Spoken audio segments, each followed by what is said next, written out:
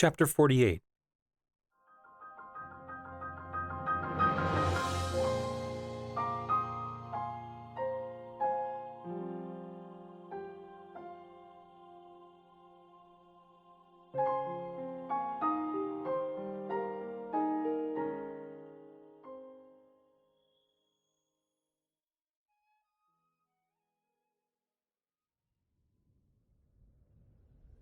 This just isn't right, Link thought.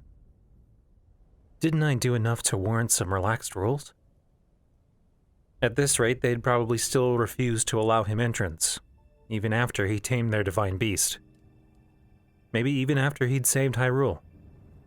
He glanced around at the market, which, despite the early evening, was surprisingly empty. Even several of the merchants had packed up their carts and stands. The market-goers had finally begun to realize the danger of the divine beast, now that Naboris had turned towards the city. Hopes that it would turn had not yet been realized. It continued its slow, steady pace across the land. A day, maybe a day and a half at most. The Karakara Bazaar had already largely emptied. It would strike there first, before the next day would be over with.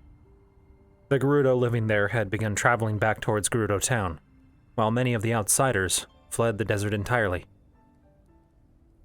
Tomorrow, he thought grimly. It needs to be done tomorrow morning, at the latest. He was exhausted, both mentally and physically. The Yiga infiltration had only happened earlier that morning. The battle had gone well for the Gerudo, though Link hadn't expected an actual fight to break out. His killing of Koga had left the Yiga far more reckless than they normally were, it would seem.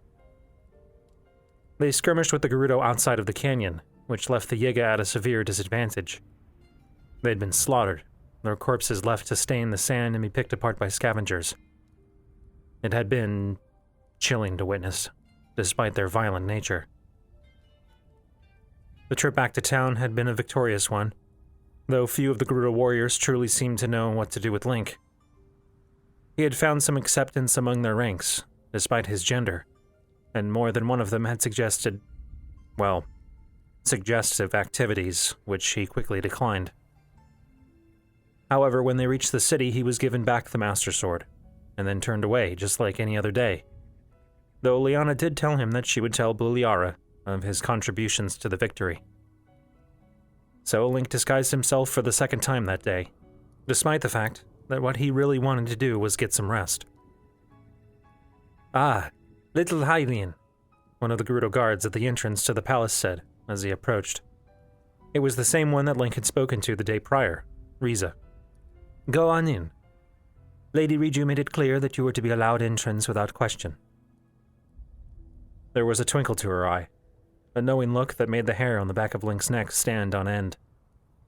But if she knew his secret, she said nothing. As he walked into the palace, he saw the other Gerudo guards giving him strange looks, though none stopped him. When he walked back into the throne room, he found the lavish space to be mostly empty. The throne was unoccupied, though Buliara stood near one of the Gerudo statues. When she saw him, she gave him a nod, motioning for him to approach. He walked over towards her, and Buliara turned, walking past the throne to where the back of the room was left open to look out into the desert beyond. He followed, walking past the throne and the burbling fountain behind it, moving to stand beside her. For a few moments, Buliara was silent, but then she looked down at him. "I owe you an apology." When he didn't respond, she continued on.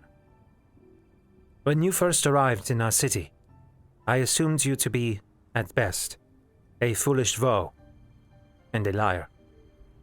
I very nearly ordered your execution due to your entrance. I am glad I did not, though." "So am I," Link said. "That would have really gotten in the way of some of my nefarious plans." Buliara grunted. "Regardless, I acknowledge now that your actions, however foolish, were noble. You've done a great thing this day." "Hopefully I will do even greater tomorrow," he said. "Indeed. Now that you have recovered the Thunderhelm, we shall work with you to tame the divine beast." I have been in conference with Lady Riju on this matter. We have some disagreements on how this shall be accomplished. I don't know if there is much time for disagreements, Buliara. He looked up at her. Naboris is coming. There is only one way to tame it. I need to get aboard it. The Gerudo woman pursed her lips but did not argue. She remained silent for a time before sighing. Lady Riju would like to speak with you in private, in her quarters. That's okay? Link asked hesitantly. No. Buliara paused. But she is insistent. But you will treat her with respect. Understand that this is a great honor that is reserved only for Lady Riju's closest companions. Right. Why doesn't she just meet me down here? Buliara glared at him, nostrils flaring. So, should I just go up now? Do you need to announce me or something? She pointed towards the stairs at the opposite side of the room, which were guarded by another tall Gerudo wielding a spear. Take those stairs. Lady Riju already knows you are here.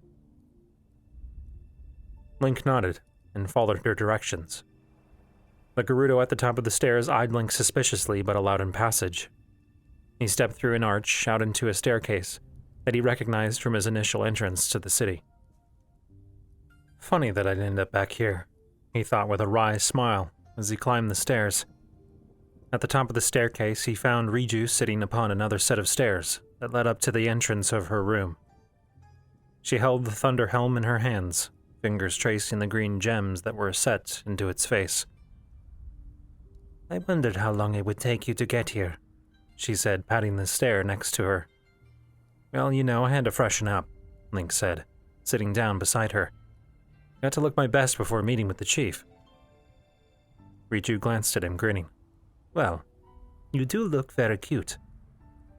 Link snorted and she laughed. When her laughter subsided, she looked up at him, eyes twinkling. Thank you for achieving this. I am sorry for sending you on an errand like that. It would have been far better if we had been able to do it ourselves. But after our last failure and with things as they are, I had no choice. I had some unfinished business with the Yiga that I needed to take care of, Link said. Regardless, it's silly to make you sneak into the city here.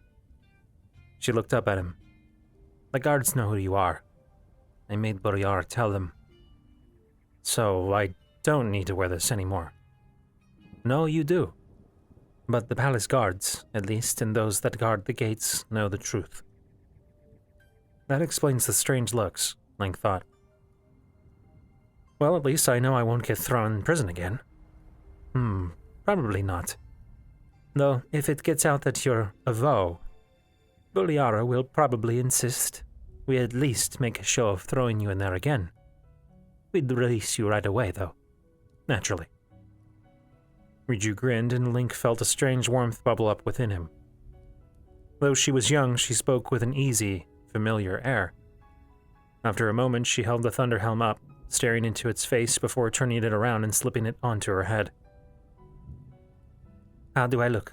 She asked, looking at him. The thunder helm was clearly too large for her. With it on, only her lips and chin were visible.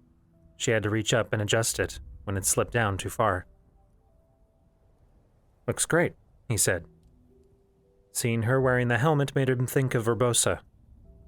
He'd rarely seen her wear it, but when she did, it never did look very dignified. Riju smiled and removed the helmet again a moment later. With this, I can get you to the Divine Beast. Buliara mentioned some disagreements about that. Oh yes, she's very angry with me right now, Riju said. I told her that I would be the one to wear the helmet into battle against Naboris. Link considered that for a moment. Lady Riju, Please, you can call me Riju. I'm not your chief. What is with royalty insisting I don't treat them as such? He thought, smiling wryly. All right, Riju. I don't know what the Divine Beast is going to be like. They're dangerous. That's why I need to go. What do you mean? She tapped her finger on the helmet for a few seconds before speaking. When you look at me, do you see a child? He didn't answer her. That appeared to be answer enough. So does everyone else. Oh, they treat me with respect and obey me, but I'm still a child to them. It's like they indulge me, rather than truly expect me to lead them. That doesn't mean you have to throw yourself into danger just to prove yourself. Riju snorted. You haven't been around the Gerudo very long. It's not common for one of us, when we reach maturity, to go do something reckless as a sign of our bravery. Go climb one of the mountains or cross the desert on foot. Slay a Madolga. And have you reached maturity? Link thought. Though he didn't speak out loud, he still couldn't quite get over how much she looked to be around the same age as his little sister. So you want to go with me as what? A rite of passage?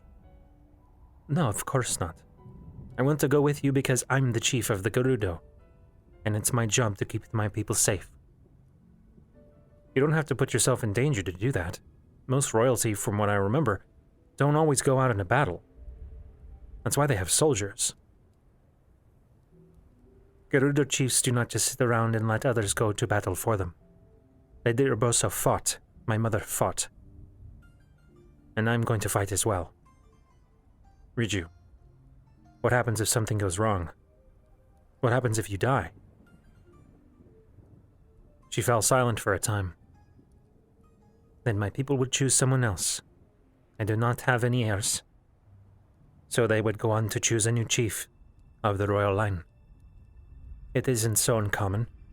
Lady Urbosa didn't have any children when she died either. Many Gerudo never bear children. But the royal line is extensive. My grandmother was cousin to Lady Urbosa. And do you think now is the best time to risk putting your people through that? Riju snorted. The last time we had to do it, the kingdom of Hyrule had just been destroyed.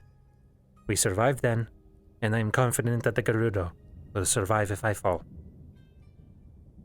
He sighed, but knew that he wasn't getting anywhere with her. Riju, what if I just wore the helmet? Do you think you could show me how... He trailed off, seeing the look of horror in her expression. I can't just give it to you. Not now, that we just got it back. You mean now that I just got it back for you? Link thought glumly. And besides, you wouldn't know how to use it properly. It takes practice. But do you do? She smirked. Of course I do. And no one else could use it in your stead. She shook her head and Link sighed. Royalty. What's that supposed to mean? I've determined that you're all stubborn, Link said, and really good at coming up with excuses to worry your protectors. She laughed. Oh, Boliara hates it. Only because she cares about you so much. He leaned back, resting his elbows on the stairs behind him. Riju raised an eyebrow, looking at Link. You used to protect your princess, didn't you? Lady Urbosa mentioned you both in her old diary. I did. And she had a habit of getting into trouble as well. Memories flashed through his mind. A horde of monsters, 3 Lionels, red volcanic rock of Death Mountain, and a princess that refused to run away despite his insistence that she do so. Then a field of dead monsters, and Zelda gently wrapping his arm in a bandage with a gentle touch, admonishing him for his recklessness. Of course, she didn't mention the fact that it was her idea to go off the mountain path in the first place. Link felt a smile grow on his lips at the thought, and he was grateful for the veil. Lady Urbosa truly cared for your princess, Riju said softly. It was almost like walking behind them as they chatted on the way back from the Divine Beast. Urbosa encouraging Zelda to sneak with her down to the kitchens in Hyrule Castle. Urbosa placing a gentle kiss on Zelda's forehead and encouraging her before departing for the desert. Zelda was like a daughter to her, Link supplied. Yes. Riju stood, walking over to the stone lip of the castle roof, looking towards the northeast, towards Naboris. Could you tell me more about her? Link stood, joining her. He thought that the diminutive Gerudo chief looked nervous, perhaps more afraid of the divine beast than she lets on, he thought. Urbosa liked being playful, and she always encouraged Zelda to relax and have fun. Riju's eyebrows knit together in a frown. Really? I've read her diary. She didn't seem like that in it. He shrugged. Maybe that was just how she tried to come off to others. I doubt it, though. It seemed like she and Zelda were very honest with each other. Riju fell silent, staring off in the direction of the divine beast. Finally, she said, I always feel like I need to be more serious. No. Take it from me. It's better to be honest about who you are, Riju. Trying to fit the mold of who you think you need to be. It doesn't work. He reached back, unsheathing the Master Sword, turning it over in his hands. In the waning daylight, it shimmered with color, as if the blade had been coated in oil. For the longest time, I thought I had to act a certain way to be worthy.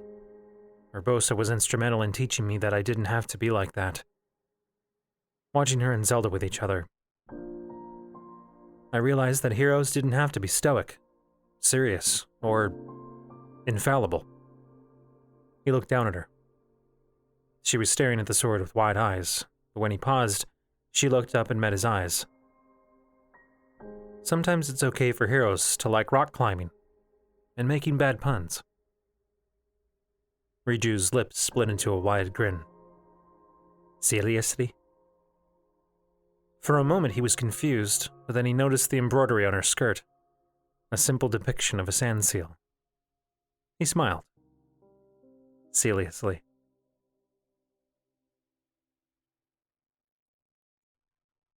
Zelda avoided talking about what had happened at the Spring of Courage, and Link couldn't blame her.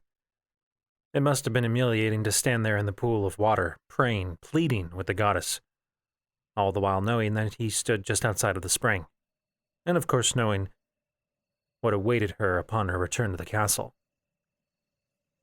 He suspected that was the real reason for this detour in the first place. She hadn't told him about it before beginning their trip, but he could hardly tell her no when she asked if they could head west to watch some of the games currently happening at the Coliseum.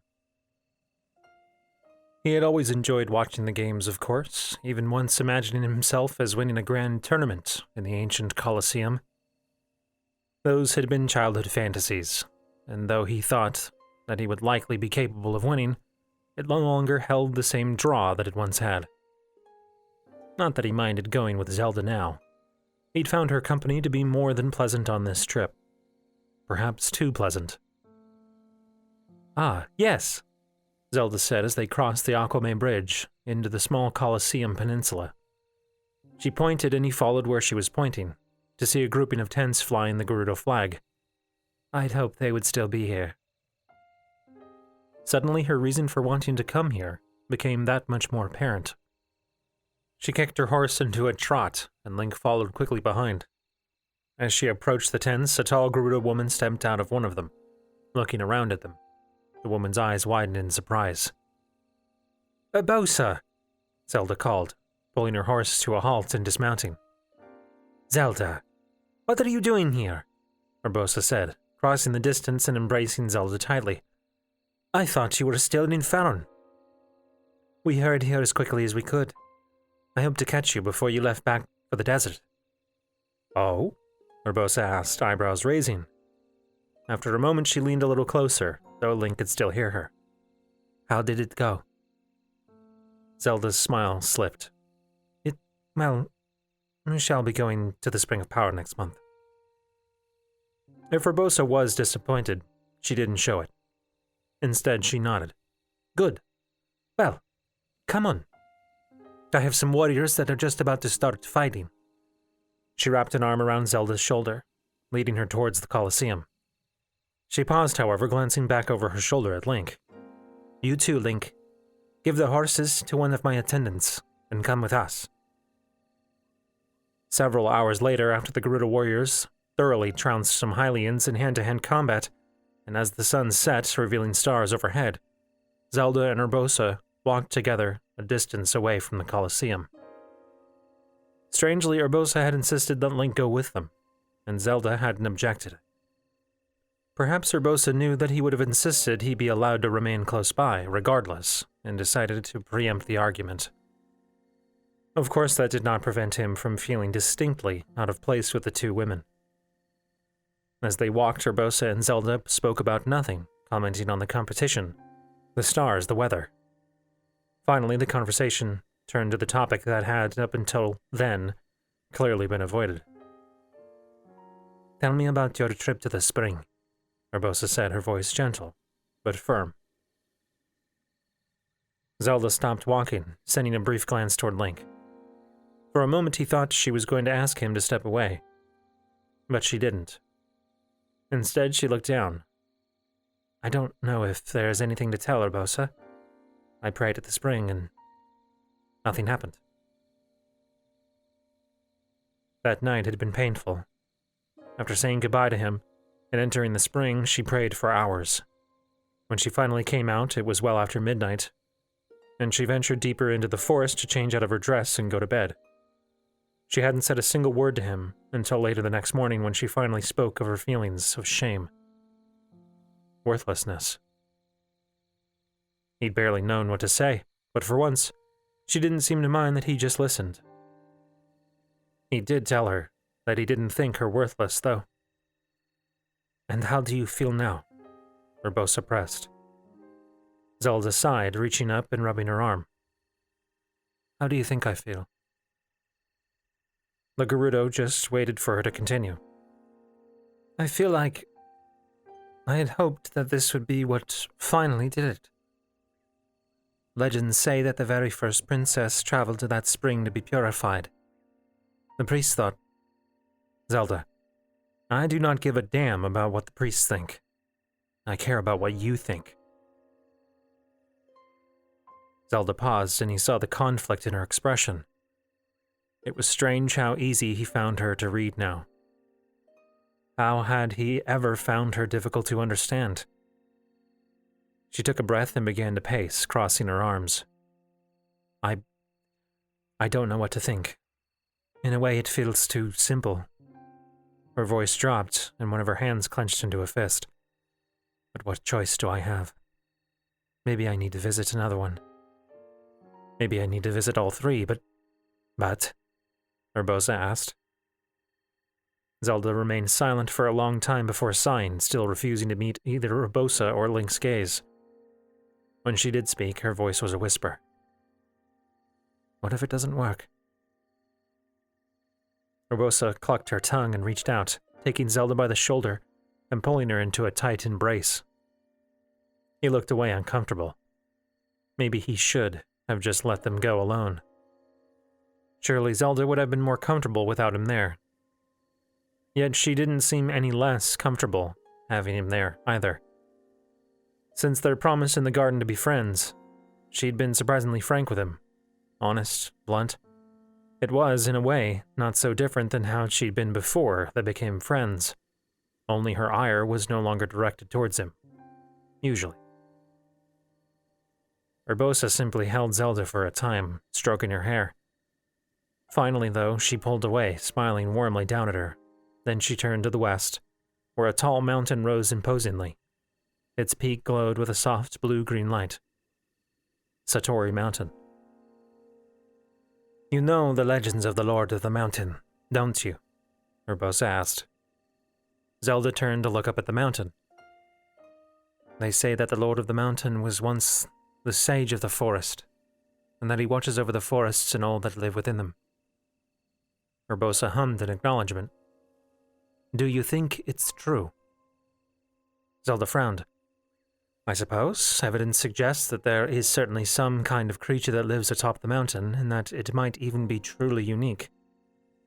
Have you ever seen it, though? Well, no, of course not. There are plenty of legends, but few people ever have. She paused and then pursed her lips, looking up at Urbosa. Are you going to tell me to just have faith? Urbosa threw her head back and laughed. Am I a priest? No. I just wondered if you'd ever seen it yourself. I tried to see it once when I was a child. And did you? Zelda asked. Urbosa smiled mysteriously and Zelda's eyes widened. You did? After a moment, Urbosa's composure broke and she grinned, showing teeth. No, of course not. Only someone already waiting on the mountain when it appears ever has a chance to actually see it. It only appears for a short amount of time. She looked forward again, eyes drawn to the mountain. As they watched the glow atop it began to fade. But those who have been fortunate enough to be there when it did appear often say that it changed their life. The awe it inspires in others. It makes me wish I had waited atop the mountain just a few more days. Maybe I could have seen it for myself. The two of them fell silent for a time. Both Zelda and Urbosa's eyes were fixed on the fading glow atop the mountain. Link instead found his attention drawn to Zelda. Her green eyes reflected the moonlight. Urbosa glanced around and caught his eye. She winked. He immediately looked away, face flushing. What would his father say? Worse, what would the king say? Finally, as the glow faded completely, Zelda looked back at Urbosa, frowning. But why bring that up? Well, I noticed the mountain was glowing, Urbosa said, shrugging. Made me think of when I was a girl and tried climbing it. Oh. Urbosa laughed again, drawing Zelda close with one arm. She kissed the top of her head. Little bird, one day your abilities will surface, just like the Lord of the Mountain does. They may be unpredictable, and they may not come when you want them to. But when they do, the moment will change the life of anyone who witnesses it. Urbosa, Zelda began. But then she snorted, grinning. You are telling me to just have faith. Urbosa laughed heartedly. Of course I am. I would have been much more straightforward about it too, if you weren't being such a smartass. Zelda laughed, and he found himself joining in, feeling the tension he'd felt since leaving the Spring of Courage melting away. Somehow, in a single conversation, Urbosa had managed to do something for Zelda that he'd been unable to do so with several days' worth of bad puns. She glanced around and met his eyes. There was something in her expression that made his heart soar. Joy, contentment, happiness. He wanted to learn how to bring more of that to Zelda's life. She gasped and his attention sharpened, his arm immediately reaching for his sword, but a second glance revealed not fear in her eyes, but awe. He followed her gaze and soon found what she looked at. A dragon, shining yellow, undulated through the air. It was far away, above the distant Gerudo highlands, yet it still seemed to be accompanied by the hush that always seemed to follow along in the three dragons' wake. It flew slowly yet purposely on, its eyes taking in the land beneath it. Its legs hung, relaxed, beneath it, useless in the air. Did it ever even land? To the best of Link's knowledge, no one had ever actually seen the dragons on the ground. They each appeared regularly, though this one, Farish, tended to be more sporadic of the three. It also had the longest flight path, appearing in multiple places throughout the country, as if it were keeping watch over the entire land. Link smiled faintly, tearing his eyes away from the dragon to look at Zelda, who watched with a rapturous expression. Link rose early the next morning, well before the sun rose. Outside, the wind had picked up. He could hear the palm leaves rustling, and a window shutter flapping somewhere nearby. Naboris was close, closer perhaps than they had even expected. The inn was empty save for him and the Gerudo innkeeper. She decided to let him remain one last night. She would be packing up and heading for Gerudo town this morning, and had advised he try to leave the desert as well. As he dressed, he was aware that while his wounds from the day prior had healed, he felt tired, sluggish. His sleep that night had been restless, plagued by nightmares and vague memories. When was the last time he took a day to just rest? He ran outside once dressed, climbing up the rock pillar over the inn so that he was able to look out over the desert. Lightning flashed in the distance, illuminating the powerful sandstorm within. There isn't much time, he thought, grimly. No time to rest. He slid down the wooden ladder and ran back into the inn, gathering up his supplies. When he was finished, he ran back outside, finding his sand seal, like always, lounging in the sand. Ronson's seal was gone. She'd retreated back to Gerudo town the day prior, with most of the other merchants. He snapped the reins and the seal took off, dragging him along behind it. He traveled quickly in the direction of Gerudo town, where he and Riju had agreed to meet. Already the sands had shifted, new dunes forming due to the increased wind. It didn't take him long to reach the city. When he did, he found Riju already standing just outside of the southeastern gate, her dark blue sand seal, which she called Patricia, eating a piece of fruit. Bularia was there as well, holding up a lantern. He pulled his seal to a stop and looked at Riju. She looked nervous, biting her lip and looking towards the sandstorm. She held the thunder helm in her hands. She glanced at him when he arrived, taking a deep, steadying breath. Then she looked at Bularia. "I'll be all right, Bularia," she said, apparently trying to reassure the taller woman once more. Bularia grunted and fixed him with a glare before sighing. "You will do everything in your power to keep Lady Riju safe." "I will," Link said. If he could have his way, Riju wouldn't even be coming with him on this mission, but he understood the necessity. "If anything should befall her, I will... Bularia, Link has more important things to worry about than what he will do if I get hurt," Riju said, cutting off her protector. "I appreciate your concern, but this is something that I willingly do to protect the Gerudo. You know that." Bularia was silent for several moments before nodding stiffly. "Of course, Lady Riju." Riju gave her a smile, patting her arm, before looking at Link. "Are you ready to go?" "You're sure you can control that?" Link asked, eyeing the thunder helm. Her expression grew irritated. "I can control it better than anyone else. I know what I'm doing." I sure hope she does, Link thought. It would be a short trip indeed, if they were exposed to the lightning. Riju stepped up onto her sandseal's sled, a small concave circle seemingly just barely large enough for her to stand on. It was decorated lavishly, with the Gerudo symbol patterned in gold on its curved surface. "Let's go," Link said. Riju grinned and set the helmet atop her head. She grasped the reins and snapped them. "Let's go, Patricia!"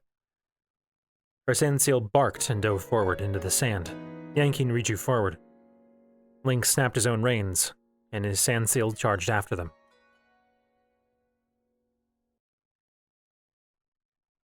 A cloud of swirling sands and lightning rose before them. Wind blew around Link, kicking up sand and dust and blotting out the stars overhead with its haze. Riju pulled Patricia to a stop, looking up at the sandstorm, her expression unreadable beneath her thunder helm. Link saw her bite her lip, however. She was nervous.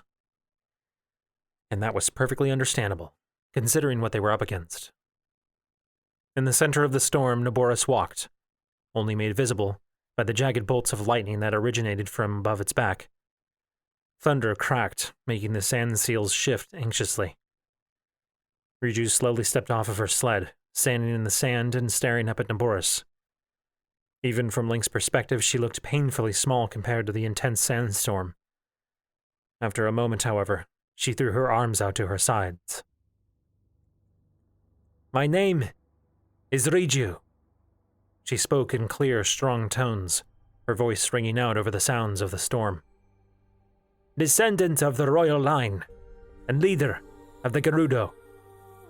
Ancestors of the Gerudo, hear my call. Aid me in this task that I now face. Lady Urbosa, I pray you help me calm the divine beast, Vah Naboris. As she cried out, something began to change about the Thunder Helm. Small sparks of electricity began to jump between the golden lightning bolts on the vertical halo. Link held his breath as the power manifested. Arcs of blue-green electricity coursing over the surface of the helmet, ultimately gathering in the halo, forming a web of lightning that flickered and flashed. She snapped her finger. Lightning crashed down beside her, sending up a gout of sand.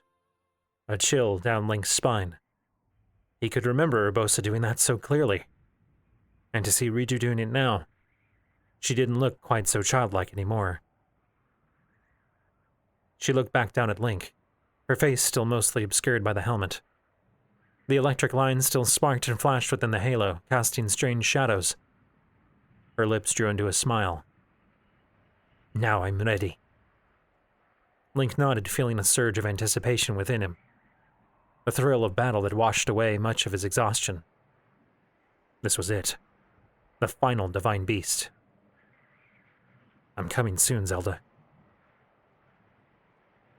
Stay as close to me as you can, Riju said, remounting her seal sled. I don't know how far I can extend the protection that the Thunder Helm provides. Just try to aim well, and let your seal do most of the steering. She should stay close to Patricia, if not being directed otherwise. Link nodded, exhaling. This was where he came in. Riju would provide them with protection from lightning, but he would be the one attacking the divine beast. According to the Gerudo text, Naboris drew its power from the sands beneath its feet. The hope was that explosive arrows, something also made in Gerudo town, aimed at its feet would disrupt the power enough to stop its attacks. If nothing else, then Link hoped that the explosive arrows would be enough to bring down the divine beast to the ground. It was a thin hope. The divine beasts were made of incredibly strong materials. But they had no choice.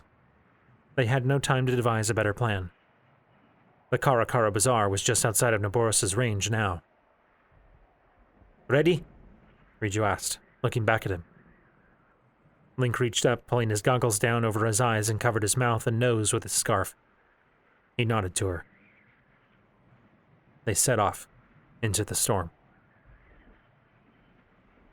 Immediately, the wind around them grew to a gale, forcing him to lean forward on his sled, gritting his teeth. Even with the goggles, it immediately became difficult to see. They rose and fell over large sand dunes, and at times the only thing he could make out was the sparking halo of blue-green light that was the Thunder Helm. Lightning cracked overhead, with a peal of thunder slamming into the ground nearby. He swore, blinking away the colorful afterimage. Riju looked back at him, making sure he was still following, and then pressed on, swerving around a piece of stone that jutted up out of the sands, the remnants of some old structure that had once stood there. He pursued, snapping his seal's reins to urge her to speed up, to keep closer to Riju. He didn't want to find out if Mipha's healing abilities would allow him to survive a lightning strike. It soon became apparent that he might not have a choice in the matter, however. As they neared it, Naboris released a horrible low rattling sound that made the ground rumble under their feet. Lightning crackled and flashed again, striking another old piece of stone near them, causing an explosive shower of sharp rocks that pelted his arms. I think it saw us, he thought grimly. If Riju had any second thoughts, she didn't show them. Instead, she pushed forward, easily swerving around a grouping of cacti. She drove her sand seal with incredible grace, seeming in tune with her every move. Her footing was as stable as on solid ground. She controlled the sled with ease, shifting her weight to maneuver the sled back and forth. Link, for his part, had gotten better, but he still nearly lost his footing every time the seal dove forward. How was he supposed to shoot arrows like this? Damn it, he thought, as lightning gathered again above Naboris. It formed in a ball of electricity that illuminated the divine beast. It was so tall, easily the tallest of any of the machines. It towered over Link like one of Hyrule's castle spires. It was breathtaking to behold. Another jagged bolt of lightning shot out, He cringed, but the lightning did not strike him. Instead, it slammed into a spherical barrier that surrounded them, which flashed with green light when hit. The lightning split into a dozen smaller bolts flying out at random, striking the ground all around them. The protection of the Thunder Helm. Naboris roared its displeasure, and Link felt the sandstorm's intensity grow. Sand particles blew across him, stinging his hands and the parts of his face still exposed. "Come on!" he called, snapping his reins and speeding up to ride beside Riju. He pointed toward Naboris, and she nodded, changing her angle slightly. His seal followed without prompting. They quickly approached the divine beast's tall, imposing legs from behind. Its enormous feet were shaped almost like round hooves, each glowing with a familiar red light. The impact of every step caused the ground to shake perceptibly. Overhead, lightning struck, and again, it was redirected by the Thunderhelm's barrier. Link looked at Naboris' legs, and then over at Riju. She looked back at him, expectantly. Swearing softly, he carefully loosed his grip on the reins, adjusting his feet for better support. He was still tied by the waist to the sled, but it hardly felt secure. His seal jumped again, nearly upsetting his balance, but Link managed to shift his weight and catch himself. Taking another deep breath, marred by the presence of his thick scarf, he released the reins. His seal continued on, unconcerned by the lack of direction. Link withdrew his bow and reached down to his quiver of explosive arrows. He aimed as carefully as he could towards the closest foot and released the arrow. The arrow shot far too wide, both due to the wind and Link's own poor aim. It sent up a fountain of sand as it detonated. "We need to get closer," Link called, but his voice was lost to the gale of wind and thunder. He pointed, and Riju nodded, turning. His sand seal followed along. He drew another arrow, aiming at one of the feet, which was even larger than he'd initially assumed. He released it, but again, it flew wide of its target. How did the Gerudo even do this? Link thought angrily, as the sled under his feet bucked. Gritting his teeth, he knelt down, placing a hand against the unstable floor to steady himself. He drew another arrow, remaining kneeled. This time, the arrow exploded against the glowing foot. For a moment, the foot's lights flickered, but then they resumed, just as strong as before. Link swore and drew again. His seal swerved around a rock that jutted out of the ground, and Link fell to the side, the arrow flying off in a random direction. He pushed himself back up and looked around, realizing with horror that a gap had opened between him and Riju. She was waving at him, emphatically. Overhead, a ball of lightning cracked to life, above Naboris. Link slipped his bow over his head and lunged for the reins, which flapped freely in the wind. "Come on." His fingertips brushed one of the twin ropes, but another jolt ripped them free. Cursing, he carefully edged forward, still on his knees. He reached down again, leaning forward over the gap between his sled and the seal. Just a little closer. Just a little... There! He grabbed one of the reins and pulled it, not towards Riju, but towards Naboris. His seal angled right for the stomping feet. He could hear a powerful hum that grew louder as he neared.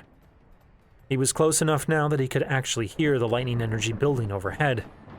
The ball of electricity increased in size, with jagged bolts lancing out and connecting with the twin spires that rose up from Naboris' humps. Or perhaps the spires were the source, feeding the ball of lightning. Cursing, Link lunged forward again, grasping the second rein. He snapped it, forcing his seal to speed up, passing underneath Naboris just as the lightning struck. It slammed into the ground just behind him, unable to reach underneath the divine beast. His seal barked in panic, nonetheless, and turned, right towards one of the falling feet. Crying out in surprise, Link wrenched the reins in the opposite direction, barely swerving around the foot, and as it fell, kicking up a plume of sand that he rode through. He emerged out the other side, behind Naboris, nearly colliding with Riju's seal in the process. "Are you mad?" she cried, and he heard her this time, due to their sudden proximity. Link gritted his teeth, turning his seal to swim alongside Riju's again. "Maybe." He didn't release his reins this time, but instead set them down on the floor of his sled, holding them in place with a foot while kneeling. "Get us closer again!" Riju said something that was lost to the gale, and then she turned Patricia, looping around and coming up behind Naboris. Lightning struck again, but it reflected harmlessly off her barrier.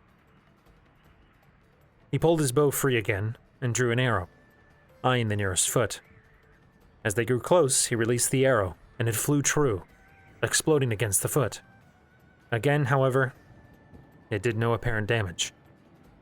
"Damn the Sheikah," Link thought, as he tried firing another arrow, but this one went wide, nearly striking another of the feet.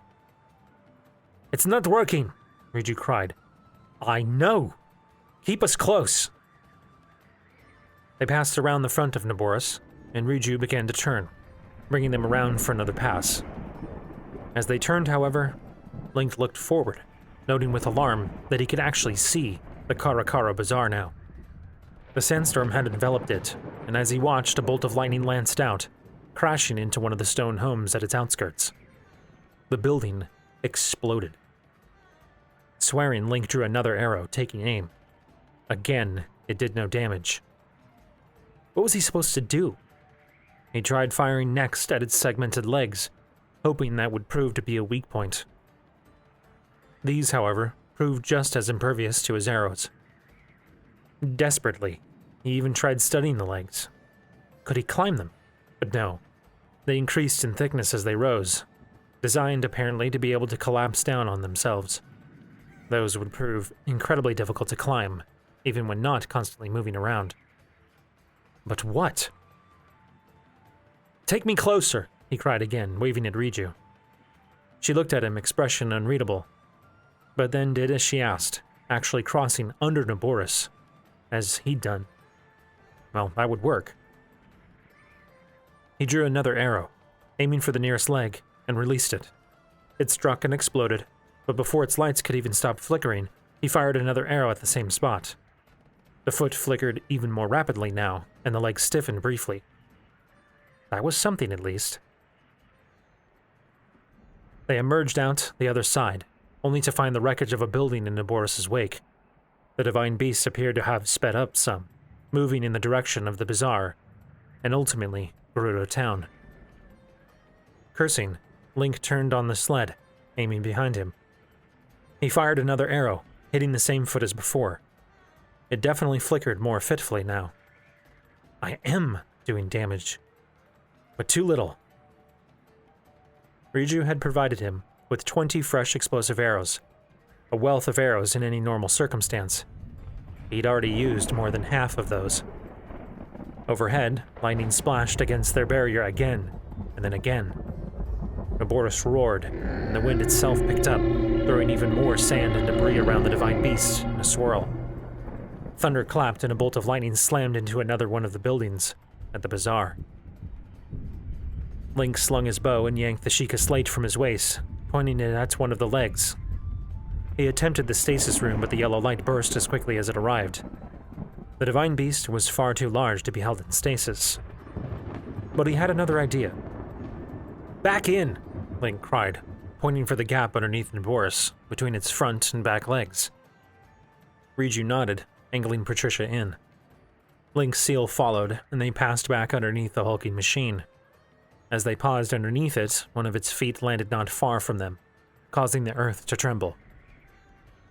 Link pressed the remote bomb rune, and it appeared before him on the sled. He grabbed it before it could roll off and turned, lobbing it towards the leg that was in the process of coming down. His throw wasn't perfect, but the bomb landed near where the leg fell, and Link triggered its explosion. The lights on the foot flickered angrily, its many joints stiffening. It was close. He clipped the Sheikah slate back on his belt and removed his bow, taking aim and launching another of the arrows. The lights on its foot went out. The leg stopped moving. Naboris shuddered overhead. "Hey!" Riju called, and Link looked around at her. She pointed up at the large body of Naboris directly overhead. He caught her meaning and nodded. Immediately she turned Patricia, and Link followed, out from under the divine beast, in case it fell. As they left, Link glanced back at the damage he'd done. The leg dragged, leaving a wide gouge in the sand behind it. Naboris' movement slowed, and it definitely appeared more labored now, struggling to continue on 3 legs instead of 4. It did continue, however, and Link watched with horror as more lightning struck out, destroying homes and shops in the bazaar. Tents erupted into flame, palm trees fell, and rocks shattered as Naboris released its furious barrage. He desperately hoped that the innkeeper and any others still remaining in the bazaar had made it out. "Same side! In the front!" Link called, pointing. Riju nodded, snapping her reins. Patricia surged forward and Link's seal followed, though at a slower pace. Cursing, he shouldered his bow and grabbed the reins, snapping them. "Come on! Catch up!" His seal gained ground not a moment too soon, as another bolt of lightning hit the barrier directly over him. Riju rounded Naboris' front legs and he followed. When they were in position, he pinned the reins down again and turned, reaching a hand out to steady himself. Right behind him, the leg fell, sending up a spray of sand. He triggered another of the Sheikah bombs and threw it at the foot. This time his aim was even better, and the foot came down right atop the bomb. Link triggered it and saw a blast of sand erupt out from under the foot. Naboris released a distressed sound as that leg rocked with the explosion. "Come on!" he snarled, wrenching the bow free again as the rune recharged. He took aim and fired another pair of arrows at the foot, each exploding against it with a flash of light and fire. Riju cried out in alarm, and Link looked around just in time to see Patricia swerve out of the way of one of the destroyed buildings. Link's seal did the same, but too late. His sled hit one of the jagged pieces of stone, and suddenly, he was airborne. The cord attaching him to the sled saved him from being flung free, but he came back down hard, hitting the floor of his sled hard enough to knock the wind out of him. He heard something snap, and looked up in horror to see the rope connecting the sled to the seal had broken free. He made a grab for the reins, but they slipped through his fingers. The seal continued on, following Riju, leaving Link in its wake. The lightning barrier disappeared from around him, and he cursed, dropping his bow and reaching down to detach himself from the sled. A shadow passed overhead, and he looked up to see the divine beast's foot bearing down on him. He cried out, throwing the rope free, rolling to the side. The foot came down, shattering his sled to splinters, and sending sand and rock cascading over Link. Coughing, he pushed himself free of the debris and looked around desperately. There was no sign of his bow. He'd lost it in the fray. He still had the Sheikah slate, however. Triggering another of the bombs, Link threw it at the leg and ducked down, detonating it. The explosion and ensuing sand washed over him harmlessly. The same could not be said for the divine beast. Naboris bleated as another of its legs failed, its joints growing stiff.